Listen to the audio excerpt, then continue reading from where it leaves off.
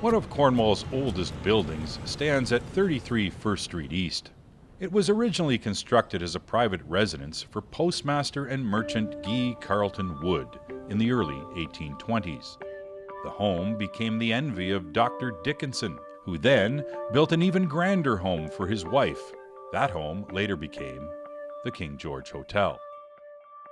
By the 1880s, and 60 years after the home was first built, the building had evolved into a hotel named the Carleton House. The hotel was even outfitted with electric lights. The Carleton House now being second to none in town or indeed in Eastern Ontario. By 1892, a new proprietor, W. H. Quinn, took over and advertised that the hotel had been thoroughly renovated and refurbished and was first-class accommodation, with fine sheds and stables for country patronage. At the turn of the century, the Runyons family operated the hotel until just before World War II. During that time, the room rates started at $1. The meals were 35 cents, and the parking sheds were free to use.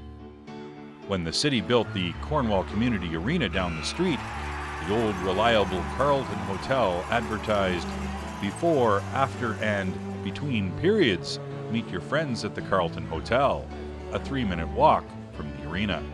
Once the Runyons sold the hotel, it became the Lafayette House and became a tavern and rooming house. Parking at the Lafayette House had escalated to 1 cent for an all-day pass. Eventually, the Georgian facade that was the front of the hotel was hidden by a new addition. The new extension bordered the street, but the overall symmetry of the Georgian home that once was can still be seen from the top floor of Cornwall Square's parking garage today. The hotel once again changed hands, and in 1978 it reopened as the Aardvark Discotheque. The Aardvark brought a different life to the old hotel as a nightclub.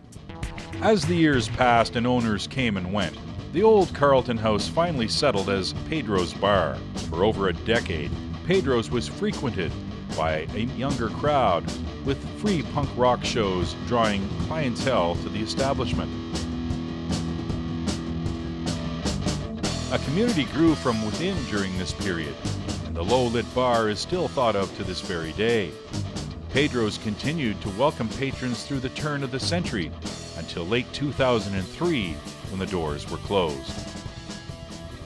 With the building vacant, the city took ownership through back taxes, but in 2006, there was some hope for 33 First Street East. A local businessman was reported to be purchasing the deserted building with hopes of cleaning it up and turning it into either retail or office space. Since then, the doors have remained closed.